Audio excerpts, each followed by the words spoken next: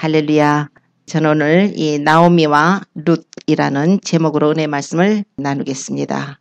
오늘 말씀은요, 이 사사들이 치리하던 때에 있었던 한 가정의 이야기입니다. 룻기 1장 1절에 보면은 사사들이 치리하던 때에 그 땅에 흉년이 드니라 이렇게 말씀을 시작하고 있습니다. 사사들이 치리하던 때에 그 땅에 흉년이 들었더라. 사사들의 시대에 뭔가 잘못됐다는 것을 우리가 알 수가 있습니다. 이 사사시대는 그러니까 이스라엘의 영적 지도자였던 모세와 여호수아가 이제 죽고 난 후에 이제 왕정 정치, 이스라엘의 초대 왕이 이제 사울 왕인데요.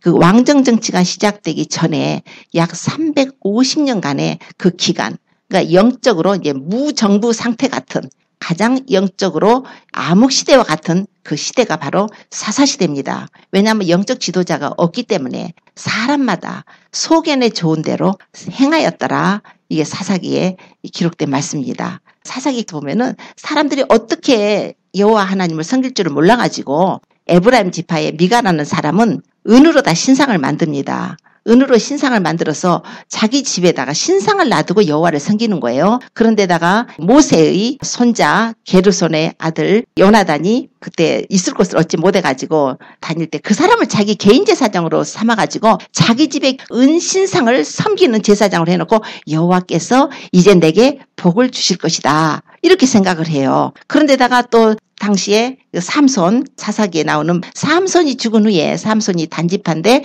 죽은 후에 그 단지파 사람들이 자기 있을 곳을 얻지 못해갖고 있을 곳을 찾으러 다니다가 그 에브라임 사람 미가의 집을 지나가게 되다가 거기서 이제 육숙을 하게 되고 거기서 은으로 된 신상을 보게 되고 그 제사장을 보게 됩니다. 그래서 그들이 그걸 뺏어가지고 단지파 사람들이 또 그 우상을 숭배해요. 우리 계시록에 가서 보면은 14만 4천 명의 인을 치는 게 나오는데 거기에 이스라엘 12지파가 나오는데 거기에 단지파하고 에브라임 지파가 빠져 있습니다. 우상숭배했기 때문에 하나님을 빼버린 거예요.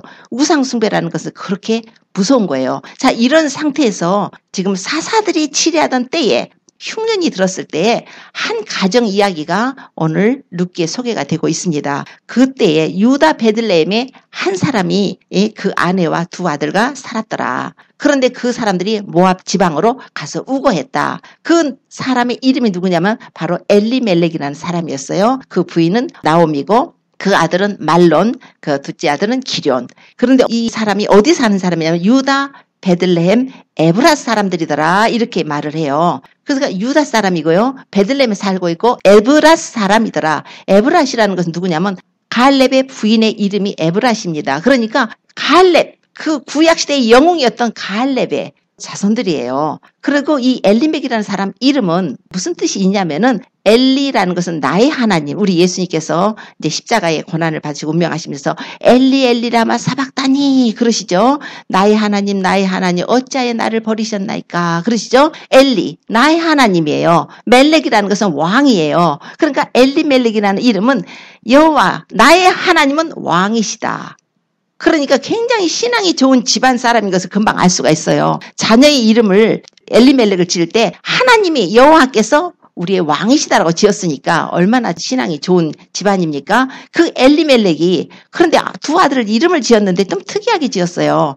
그 아들 첫 아들 이름은 또 말론이고 둘째 아들은 기럨인데 말론이라는 사람의 뜻은 병골이에요. 그리고 기럨이라는 둘째 아들 이름은 약골이에요. 몸이 굉장히 약해요. 아무튼 이렇게 이름을 지었어요. 특이한 거죠. 그런데 나옴이라는 사람의 이름은 뜻은 희락이에요. 즐거움이고 행복이에요. 그러니까 여호와는 나의 하나님은 왕이시다 하는 사람하고 희락과 즐거움, 행복이 가정을 이뤘는데 두 아들들 이름이 좀 특이해요. 아무튼 이렇게 가뭄이 들어가지고 이 사람들이 모압 땅으로 이주를 합니다. 그런데 모압에는 우상 숭배자들만 살아요. 모압의 신이 그모스라는 신인데 그 그모스라는 신은 전쟁의 신인데 열왕기 보면은 아합의 아들 여호람이 그 당시에 이 모압 왕하고 전쟁을 하게 될 때 유다의 여호사밧 왕하고 연합군이 돼가지고 전쟁을 하는 게 나와요. 그런데 그 전쟁을 하다 보니까 이 모압 왕이 못 이긴단 말이에요. 못 이기니까 가서 너무 분해가지고 자기 왕위를 이을 맏아들을 갖다가 불에다 태워갖고 변제로 다 제사를 갖다가 그 그모스 신한테다가 바치는 거예요. 자, 그모스 신이 뭐예요? 인신 제사를 받는 거예요. 어린아이들을 애들을 제물로 받는 그런 우상 숭배죠. 그것을 하는 거예요. 이게 그 금오스를 숭배하는 그런 곳에 이 사람들이 모압 땅으로 간 거예요. 마치 예루살렘에서 여리고로 내려간 것 같이 기근이 들었다 해가지고 지금 베들레헴에서 떠나서 모압으로 갔는데, 베들레헴이라는 뜻은 뭐냐면 바로 떡집이라는 뜻이에요. 우리 예수님께서 베들레헴에서 태어나셨죠. 예수님이 생명의 떡이시지 않습니까? 그러니까 우리 하나님의 영광이 계신 곳, 그곳인데 그곳에서 지금 그들이 모압 땅으로 가게 되니까 벌써 이야기가 심상치 않게 전개가 되고 있는 거예요. 아, 이 사람들 무슨 큰일 나겠네. 아니나 다를까 그들이 그 모압 땅으로 가자마자 엘리멜렉이 죽었대요. 왜 죽었는가 이거 나오지도 않아요. 죽었대요. 그런데 거기에서 나오미가 하고 두 아들만 남아가지고 거기서 아들들을 결혼을 시켰습니다. 그래서 모압 여인들을 갖다가 이제 오르바라는 여인과 룻이라는 여인을 해서 결혼을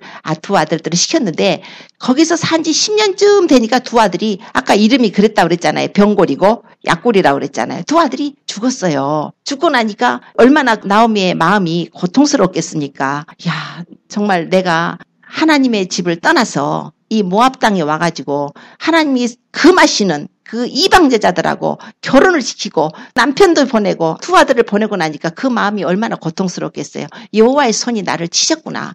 그래, 이제라도 회개하고 내가 아버지께로 돌아가자. 그래서 들으니까 그 당시 유다에 가뭄이 들어가지고 양식이 없었는데 이제 하나님께서 돌아보셔가지고 양식이 있다는 거예요.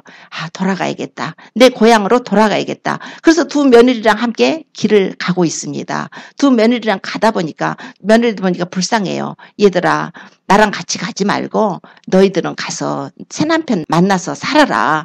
그러니까 두 며느리가 막 울면서 어머니를 떠나지 않겠다고 막 울면서 막 그래요. 그런데도 나오미가 막 강권을 하니까 오르바는 그럼 저는 갈게요 하고 이제 갔어요. 그런데도 이 룻은 나로 어머니를 떠나며 어머니를 따르지 말고 돌아가라. 강권하지 마옵소서. 어머니께서 가시는 곳에 나도 가고 어머니께서 유수 가시는 곳에 나도 유수 가겠고 어머니의 백성이 나의 백성이 되고 어머니의 하나님이 나의 하나님이 되시리니 어머니 죽으시는 곳에 나도 그곳에서 죽겠습니다. 그랬어요. 나로 죽는 일 외에 어머니를 떠나면 여호와께서 내게 벌을 내리시고 또 내리시기를 원합니다. 워낙 이제 강하게 이제 나가니까 나오미가 얘는 안 되겠네. 얘는 할 수 없이 데려가야겠다. 그래가지고 그 며느리와 함께 지금 고향 땅으로 돌아오는데 마치 보리 추수가 시작할 때였더라. 이렇게 나옵니다.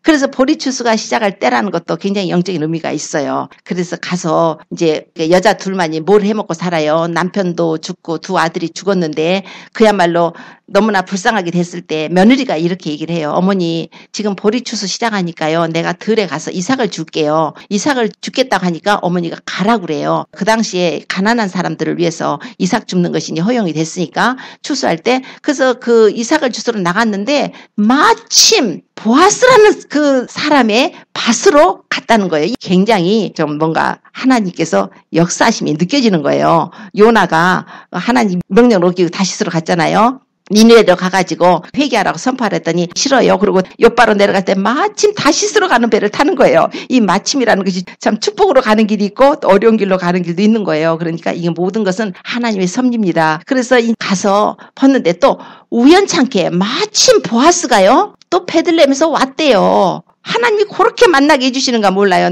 룻이 우연하게 그 간 곳이 바로 보아스의 밭이었는데 마침 또 보아스가 베들레헴에서 와가지고 둘이 이제 만나게 되죠. 거기서 이제 이삭을 죽게 됩니다.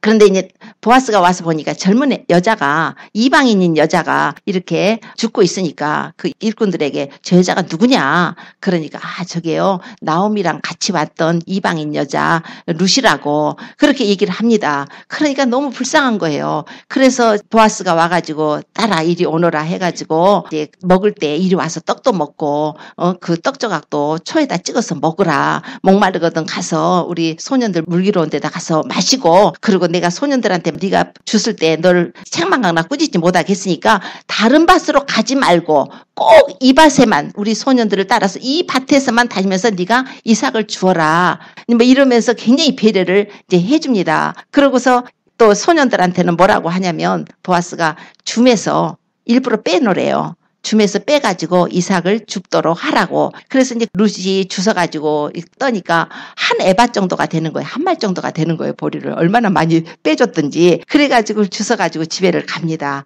가니까 나오미가 오늘 어디 갔어? 어느 집에서 네가 주웠니? 그러니까 보아스라는 사람 집에서 했는데요. 보아스가 추수 끝날 때까지 다른 데로 가지 말고 여기 있으면서 이삭을 주스라고 하더이다. 이렇게 얘기를 해요. 그러니까 깜짝 놀래가지고 나오미가 그 사람은 바로 우리 기업물을 짜야 우리의 가까운 근족 친척이란다. 그 얘기를 해줍니다. 딸아 절대로 다른 데 가지 마. 추수 끝날 때까지 거기만 가서 해라. 다른 사람한테 보이지 마라. 이래가지고 이제 나오미는 며느리한테 이제 그렇게 고면을 하고 이제 룻은 그 말씀에 또 순정해서 그 밭에만 나가가지고 이삭을 줍고 보리 추수가 끝나고 또 밀추수가 됐는데 밀추수 끝날 때까지 거기서 이제 머무르면서 이삭을 줍습니다. 이제 추수가 끝났어요. 나오미가 이제 룻을 불러가지고 내가 너로 안식할 곳을 찾아줘야 되지 않겠냐. 즉 새 남편을 만나게 해줘야 되지 않겠냐. 이거 이제 젊은 여자니까. 그랬을 때 보아스를 이제 추천합니다. 보아스는 우리의 가장 가까운 근족이다. 오늘 보아스가 타작마당에서 보리를 까부를 텐데 너는 가서 목욕하고 기름도 바르고 옷도 쫙 입고 그 타작마당으로 가서 보아스가 먹고 마실 때 다 기다렸다가 어디 눕는가 봐뒀다가 그 밤에 그 발치 끝에 가서 누워갖고 보면은 보아스가 너가 어떻게 해야 될 것을 알려줄 것이다. 이렇게 하니까 네 그럼 어머니 말씀대로 내가 그렇게 다 행하겠습니다. 이렇게 하는 거예요. 왜냐하면 나오미는 그냥 인간적으로 이 얘기를 한 것이 아닙니다. 그것이 하나님의 법이었어요. 그래서 어려운 처지에 있는 사람들을 도와야 되는 법이 있는데 그게 바로 이제 이스라엘의 기업 무르기 법이 있어요. 고엘 제도라는 것이 있어서 당시 어떤 사람들이 가난해가지고 종으로다 어떤 사람이 팔리게 되면은 가까운 친족이 가서 그 빚을 갚아주고 그 사람을 구원해줘야 됩니다. 또는 가난해서 자기의 어떤 그 소유를 팔았을 때는 가까운 친족이 가서 그것을 물어주고 되찾아서 기업을 해주는 거예요. 뿐만 아니라 계대 혼인법이라는 것이 있습니다. 우리 예수님 때 그 사두개인들이 와가지고 우리 중에 어떤 사람이 7이 형제가 있는데 큰형이 아기를 못 가졌을 때 이제 둘째, 셋째, 넷째, 다섯째, 여섯째, 일곱째까지 다 그 아내가 됐는데 부활 때는 누구의 아내가 되겠습니까? 이제 그런 내용도 나오잖아요. 이제 그런 것처럼 그런 제도가 있었어요. 그러니까 지금 이것이 바로 기업무르기 제도고 고엘 제도예요. 구원자죠. 그런데 이 보아스라는 사람이 바로 그 사람이라는 거예요. 우리 친척이기 때문에 그 사람이 그럴 라이트이 있는 사람이니까 네가 오늘 밤에 가서 우리 그 남편 그러니까 나오미의 남편 엘리멜렉의 모든 소유, 토지 이런 것들을 전부 사달라고 그 사람한테 얘기를 하거라. 그리고 너도 기업 물을 것을 요구를 해라. 이제 바로 그런 맥락에서 지금 그 밤에 보아스를 찾아가라고 한 거예요. 그래서 보아스한테 가서 보아스가 그냥 풍년이 들어가지고 굉장히 기분이 좋아가지고 먹고 마시고 이제 그러니까 노젓가리 그 옆에 딱 누우니까 룻이 받았다가 밤에 가서 살짝 발치 이불을 열고서 들어가 누울 때 이제 자다 보니까 뭐가 발에 걸리적거릴 거 아니에요. 그러다 보니까 깜짝 놀라서 누구냐 하고 보니까 제가 바로 당신의 시녀 룻입니다. 그래서 당신 우리의 기업 물을 자가 되십니다. 이렇게 한단 말이에요. 기업 물을 자라는 거예요. 그러니까 그걸 알아듣죠. 이스라엘 사람들은 그 법인 것을 알기 때문에. 그러면서 딸아 염려하지 말라. 내가 네가 원하는 대로 다 하겠다. 근데 나보다 먼저 더 가까운 친척이 있기 때문에 그 사람이 너 기름 물기를 하면 좋거니와 그러지 않으면 내가 하겠다. 이래가지고서 이제 그 다음날 이제 보아스가 성문에 나가가지고 있는데 또 마침 또 그 가장 가까운 친척이 싹 지나가는 거예요. 여보게 이리 좀 와봐. 이래가지고 막 장로들을 불러가지고 그 자리에서 이 우리 형제 엘리멜렉의 네가 근족 아니냐. 그 네가 가까운 근지 첫 번째 근족이고 내가 두 번째니까 네가 이것을 사라. 그러니까 사겠대요.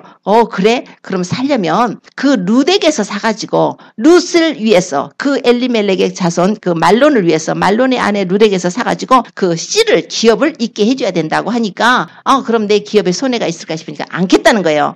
그러니까 신발을 벗어주면서 네가 해라고 줬어요. 그래서 보아스가 합법적으로 그 기업 물을 자가 되어가지고 룻을 아내로 삼고 그리고 그 엘리멜렉의 모든 소유를 이제 전부 보아스가 가지게 됩니다. 그래서 나중에 아들을 낳게 되는데 오벳을 낳게 되죠. 이제 이런 그 하나님의 법에 의해서 이거 하는 것이 오늘 내용인데 마지막에 가서 보면은 그 내용이 베레스의 세계는 이러하니라 이런 내용으로 이제 끝이 나는데 베레스가 누구냐면은 그 유다가 엘과 오난, 셀라 세 아들이 있었었죠. 엘과 오난이 있었는데 유다의 큰아들 아기를 못 낳고 죽었어요. 하나님 보시기 악해갖고. 그래서 오난 그 둘째 아들 들어가니까 오난은 형한테 씨주기 싫어가지고 또 해갖고 또 죽었어요. 그러다가 이제 그 다말이라는 며느리가 창녀로 변장을 해하고 시아버지하고 그래가지고 아기를 낳게 됩니다. 베레스하고 세라를 낳는데 그중에서 베레스, 바로 유다의 계통에서 왔죠. 베레스라는 사람의 계통이라는 거예요. 그래서 베레스가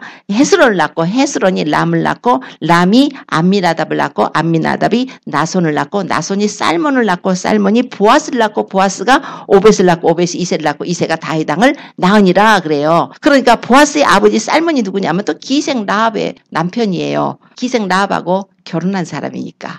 그런데 거기서 살몬이 보아스를 낳은 거예요.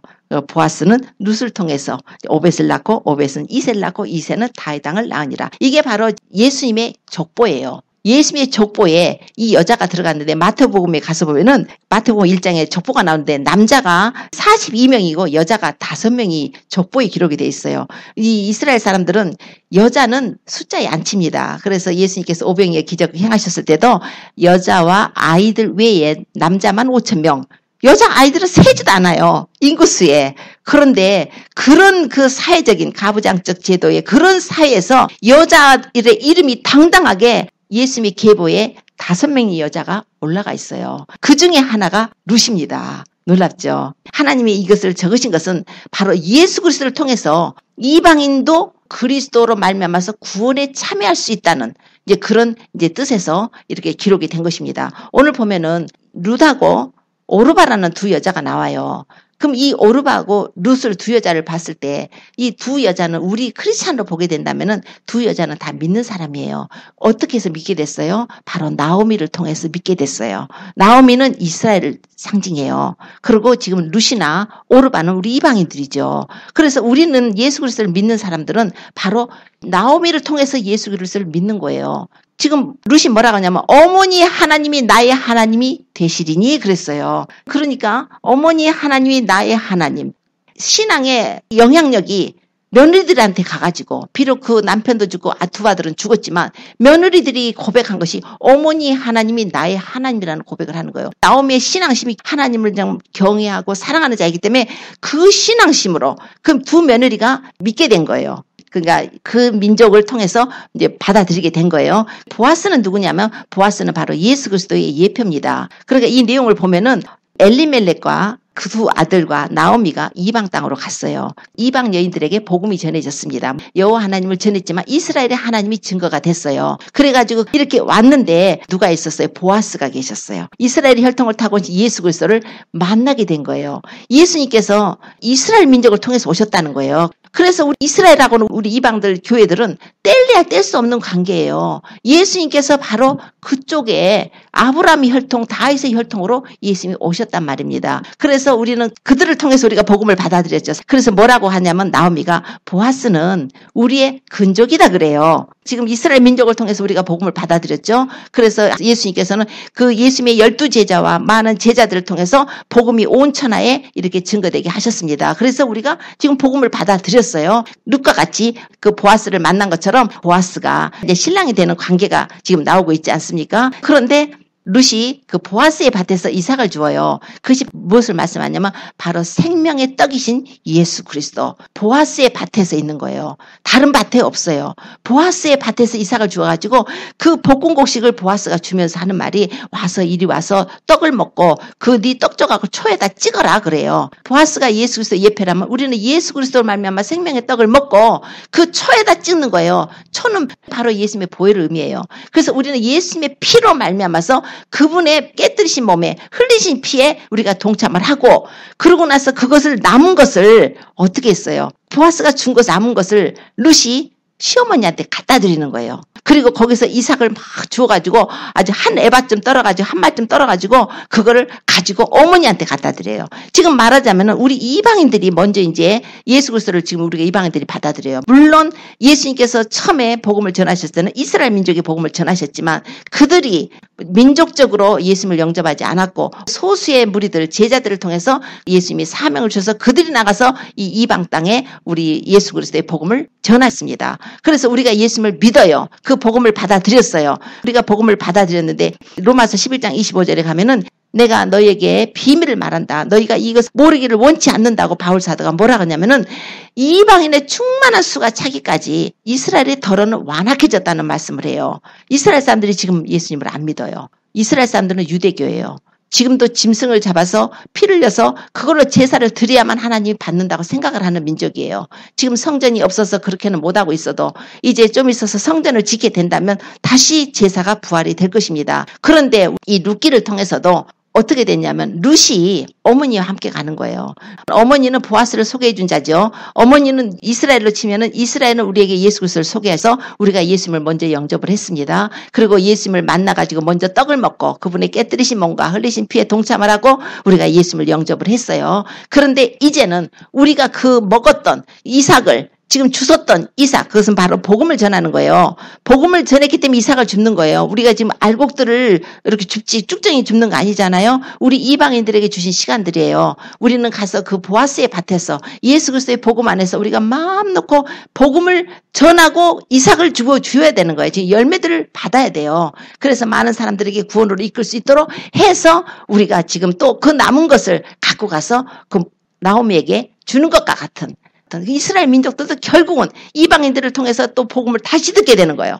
그들은 예수님을 그 당시에 십자가에 못 박고 예수님을 받아들이지 않았지만 이방인들을 통해서 복음이 편만하게 증거돼가지고 이제 다시 복음이 이스라엘로 돌아가고 있는 거예요. 그래서 계시록에 보면은 14만 4천 명의 이 그 전도자들이 나와요. 전도자들에게 하나님 인을 치신데 12지파 이스라엘 12지파의 전도자들인데 그 사람들은 이제 환난 가운데 사역할 환난 사역자들입니다. 그런데 그 얼마나 많이 이방인들이 가서 복음을 전했든지 이스라엘도 복음이 전해진다는 거예요.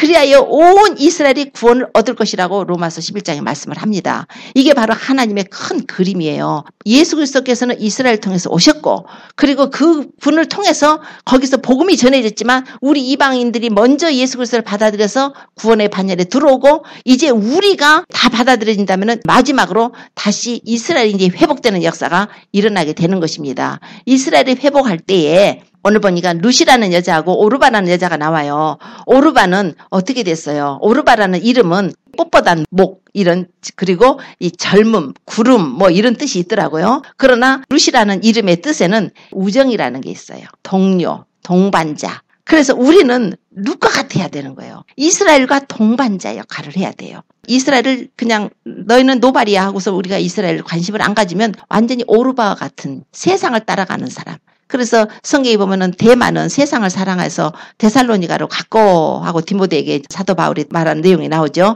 세상을 사랑해서 가버리면 안 돼요. 예수 그리스도를 믿는 자들도 오르바 같은 신앙이 있고 룻과 같은 신앙이 있습니다.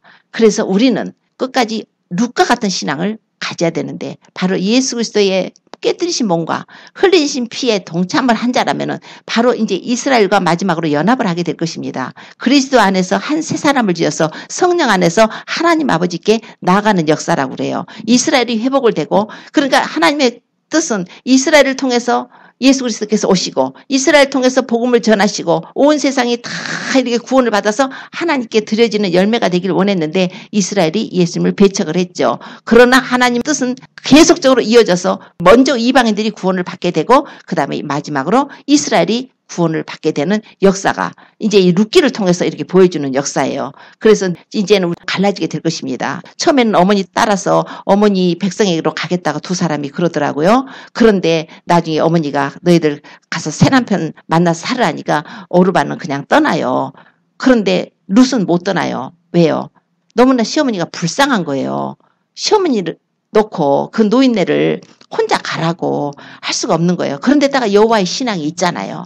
어머니요, 나로 어머니를 떠나고 어머니 따르지 말고 돌아가라고 강권하지 마십시오. 어머니 가시는 곳에 나도 가고 어머니 유숙하는 곳에 나도 유숙하고 어머니의 백성 나의 백성이 되고 어머니 하나님이 나의 하나님이 되실 것이고 어머니 죽으시는 곳에 나도 거기 죽어서 장사될 것이라고 고백을 하지 않습니까? 이스라엘의 하나님은 바로 우리의 하나님이에요. 이스라엘이 몰라서 지금 여호와 하나님만 생각하고 예수님은 하나님의 아들인 걸 영접을 안 했지만 이제 많은 사람들이 믿어가고 있습니다. 하나님이 역사하심 속에 그들의 마음을 만지셔서 마지막 때에 예수님께서 이제 재림을 하실 텐데 예수님이 재림하실 때는 그들이 이제 예수님을 알게 돼요. 예수님이 재림하실 때 그 모습을 그대로 성경에 기록을 하고 있어요. 그들이 그 찌른 바 예수 그리스도를 바라보고 독자를 위해서 애통하듯이 장자를 위해서 통곡하듯이 그들이 예수님을 영접할 것이랍니다. 그런데 그때가 언제인가? 바로 그때가 예수님이 재림하실 때 그 일이 이루어진다는 거예요. 그런데 지금 이스라엘 백성들은 이제 예수님이 재림하실 것을 거의 때가 된 것을 알고 이미 성전도 지어질 것을 다 알고 성전 지을 준비를 다 해놨어요. 옛날에 솔로몬 성전이 지금 그 이슬람계 모스크가 있으니까 그거를 이제 하나님의 방법으로 짓게 하시겠죠. 이제 그런 것을 짓게 될 때에 이제 이 세상은 이스라엘을 위한 7년, 다니엘의 말한 바 7년 한일의 언약이 시작되게 될 것입니다. 그래서 이 세상은 하나님께서 하나님의 교회를 그 일이 있어지기 전에 예수 그리스도의 피로 사신 교회를 먼저 데려가실 것이고 그리고 이스라엘은 이제 성전을 짓게 될 텐데 그때에 전쟁이 있어요. 이스라엘과 그러니까 러시아가 개입된 중동 지방에 이제 전쟁이 있게 될 것입니다. 그런 전쟁이 있어지고 이제 성전이 짓게 되고 이제 적그리스도가 등장을 해요. 적그리스도가 등장을 하면서 이제 이 세상은 적그리스도의 수하에 들어가게 됩니다. 그런데 지금 그때가 너무너무 가까웠어요. 우리 예수님께서 요한복음의 시장에 보면은 내가 양의 문이라 하셨어요. 그래서 예수님께서는 내가 양의 문이다 그러셨어요. 누구든지 나보다 먼저 온 자는 절도요 강도라고 그랬어요. 그래서 예수님은 이제 앞으로 평화, 완전한 평화를 주시기 위해서 평화의 왕으로 예수님께서 이 세상을 심판하러 오실 것입니다. 그런데 그 오시기 전에 먼저 온 자가 있다는 거예요. 문으로 들어가지 않고 예수 그리스도가 문인데 예수님은 문을 통하지 않고 담을 넘어 들어가는 자가 있다는 거예요. 그건 절도지 강도지 예수님께서 말씀하셨어요. 바로 이때가 바로 그때인 것입니다. 절도요 강도 짓을 하는 사람이 있어요. 예수님이 오시기 전에 내가 평화의 사자라고 하는 자들이 나타났다는 거예요. 우리가 이제 적그리스도가 나타날 것을 적그리스도가 금방 우리 앞에 지금 임박했다는 것을 우리가 느낄 수가 있습니다. 이 세상에 어떤 인간도 우리에게 평화를 줄 사람은 없어요. 예수님만이 평강의 왕이세요. 예수님만이 길이에요. 예수님만이 진리예요. 예수님이 생명이에요. 우리가 이제 예수님이 길이고 진리고 생명이다 그러면은 아주 편협하고 고집스럽고 독선적이고 어떻게 너네 종교만 구원이 있다고 하냐? 다른 종교도 구원이 있다고 해야 우리가 서로 평화를 할 텐데 너희는 어찌 그렇게 하냐고 할 거 아니에요. 아니야, 우리는 절대적으로 예수님 한 분이 구원 준 걸 믿는다. 하나님께서 예수 그리스도 외에는 다른 구원받을 만한 이름을 우리에게 주신 적이 없다. 우리는 그렇기 때문에 예수님이 바로 구원 준 걸 믿는다. 생명인 걸 믿는다. 길인 걸 믿는다. 진리인 걸 믿는다. 이러면 다른 종교하고는 타협이 없는 거예요. 그렇기 때문에 세상에서 지금 가장 미워하는 것이 이제 앞으로 기독교인일 것입니다. 기독교인만 미움을 받아요. 아주 고집스럽고 편협하고 어떤 사람은 치졸하다고 그런 표현을 벌써 쓰는 주의종들이 있더라고요. 아니 예수님을 우리가 진리라고 선포하는데 왜 치졸합니까? 예수님을 우리가 진리고 생명이고 그분의 피가 뿌려져야 우리가 구원받는데 왜 우리가 치졸합니까? 아니에요. 우리는 정말 진리를 발견한 사람들이에요. 은혜로다가 주님이 주신 거예요. 예수님만이 생명입니다. 여러분들이 예수님을 꼭 붙드세요. 다른 것으로 우상 숭배하거나 다른 사탄적인 걸 숭배하고 제사하는 것은 다 지옥 갑니다. 우리는 단호해야 돼요. 진리만큼은 단호해야 됩니다. 다른 사람들이 선한 일을 하고 평화를 외쳐도 좋아요. 세상 것으로 평화하고 인본주의로 다른 사람 사랑하고 평화하는 거 좋습니다. 그러나 그 평화를 외치는 자가 만약에 진리를 어게인스트 한다면, 예수님 믿는 것을 부인한다면, 예수만이 길이고 진리가 아니라고 하면서 예수 믿는 자를 미워하면서 그들을 잡아 죽일 계획을 쓰면서 우리는 평화한다고 하면 우리가 그들을 따라가겠어요? 도적이고 절도고 강도죠. 우리가 그것을 깨야 됩니다. 지금 이 영적으로 굉장히 혼탁한 마지막 때이기 때문에요. 하나님은 하나님의 자녀들에게 성령으로 충만한 은혜를 더 보시고 의로운 자는 더 의롭고 거룩한 자는 더 거룩하게 됩니다. 그러나 사단도 자기 편에 막 갔다가 이제 자기 편을 만들기 때문에 더러운 자는 더 더러운 짓을 해요. 더 불의한 자는 더 불의한 자가 되게 된다고 했어요. 이게 성경이 기록이 되어 있는 말씀입니다. 그러므로 우리는 이제 결단을 해야 돼요. 예수님이 길이면 절대로 배반하지 마시고 다른 종교 구원 없어요. 예수님만이 길입니다. 그렇다고 우리가 종교인을 말하는 거 아니에요. 우리 자신 한 사람 한 사람이 예수님과 퍼스널 릴레이션십을 가져야 돼요. 예수님은 인격적으로 우리와 대화를 하고 살고 계십니다. 우리 안에 살아계셔요. 예수님은 우리하고 대화를 하셔요. 내 생각인 것 같은 생각까지도 때로는 주님이 내게 말씀하시는 생각일 때가 많아요.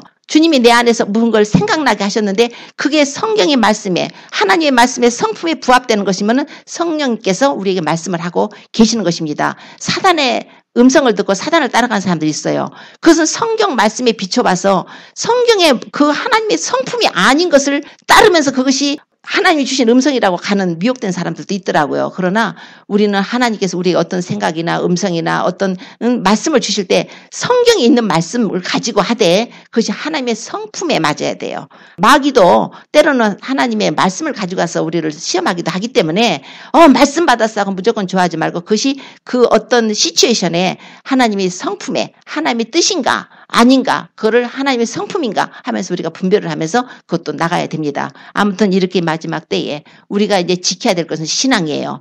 배도의 신앙으로 가지 말고 오직 예수님을 붙잡으세요. 그분의 은혜를 구하세요. 내가 하고자 하는 결단이 쓴다면 그때부터는 은혜를 구하셔야 돼요. 주님이 도와주셔야 됩니다. 그들을 두려워하지 않게 도와주셔야 돼요. 내가 막 나는 그렇게 할 거야 하고 내가 해봤자 나의 의지는 너무 약해요. 사단은 강하잖아요. 더 강하신 예수님이 붙들어줘야 돼요. 성령님이 붙들어줘야 돼요. 그래서 은혜를 사모해서 주님 도와주세요. 내가 어떤 경우라도 배도하지 않게 도와주시고 어떤 경우라도 그들이 요구하는 그 베리칩 파지티브하지 긍정의 표 해서 사람 몸에다 씹는 거 그런 거 앞으로 다가올 때에 지금 받고 있는 사람들이 있어요. 모르기 때문에. 그래서 지금도 받지 말라고 지금 우리가 전해야 됩니다. 그거 나중에 적그리스도가 등장한 후에 사람들 죽인다고 할 때 그때나 짐승의 표고 그때나 베리칩이 그때 성경에 나오는 칩이지 지금은 괜찮아. 그거 어리석은 거예요. 지금부터 시작을 해요. 그래서 적그리스도가 나와서 굉장히 막 사람들을 죽이고 할 텐데 그러기 전에는 아주 사람들 회유작전, 마귀가 뱀이 하와를 유혹했던 것처럼 유혹에서 다 많은 사람들 받게 할 것입니다. 그리고 나서 최종적으로 안 받은 사람들은 그때 죽는 거예요. 그러나 그 유혹할 때도 우리가 이 세상 시스템에서 살기가 힘들어질 것입니다. 물건을 사기가 힘들어질 것이고 병원에 가기가 힘들어질 것이고 꼭 그러니까 적그리스도 가서 그때 안 받으면 죽인다고 할 때까지만 기다리지 말고 지금부터 받지 말아야 되는 거예요. 지금부터 절대 사람 몸에다가 펴받지 말고 신분증 그냥 우리 주는 아이디 들고 다니는 건 노 프라브롬. 그건 들고 다니세요. 그러나 내 몸속에다는 어떤 표도 받지 말고 그리고 이 하나님의 진리를 우리가 우상숭배하지 말고 진리를 붙들어야 돼요. 예수님만 붙들어야 됩니다. 그분만이 우리를 사랑하셔 십자가에 죽으셨어요. 그리고 무덤에 들어 3일 만에 부활하셨어요. 그분은 우리의 생명입니다. 우리 목숨 그분을 위해서 드릴 수가 있어야 돼요. 그러면 우리는 구원입니다. 그러나 내 목숨 살자고 무서워갖고 내 목숨 살자고 예수님 배반하면 영원한 지옥불에 들어갑니다. 그러므로 우리가 주변에도 전하시고 이제 예수님이 어떠한 사랑으로 베푸셔서 이 세상에 오셨어요. 주님이 2000년 전에 오셨을 때는 주님은 초라한 모습 정말 멸시당하고 천대받고 경멸당하고 침뱉음을 당하고 그렇게 고통스럽게 가난스럽게 그렇게 왔어요. 그렇게 와서 우리 죄인들을 위해서 구원하셨어요. 그런데 인간이 아주 세상 사람들로부터 완전히 아주 왕대접을 받아가면서 겸손한 채 하면 얼마나 겸손하겠어요. 우리 예수님의 겸손은 하늘 영광을 버리시고 낙고천하 이 땅에 오셔서 우리 죄인들을 위해서 마구간에 태어나시고 우리 죄인들을 위해서 그분은 십자가에 처절한 그 고통을 당하시기까지 그분은 자신을 비우고 보이신 사랑입니다. 그래서 우리는 그 분별을 해야 돼요. 부자가 조금 겸손한 거 아니에요. 우리 예수님은 나는 마음이 온유하고 겸손하다고 그랬어요. 겸손하신 분은 예수님밖에 없어요. 여러분들이 저분은 굉장히 겸손해. 인간이 겸손하면 얼마나 겸손하겠어요. 인간 겸손 없어요. 다 교만합니다. 오직 예수님만이 겸손하신 분입니다. 겸손한 것에 그 사람들한테 점수를 줬다면 그건 잘못한 것입니다. 우리 겸손하신 분 예수님이세요. 하늘보좌 버리시고 오셨어요. 나 같은 죄인들 위해서 십자가의 고난을 받으셨어요. 그분만이 우리가 사랑해야 할 대상입니다.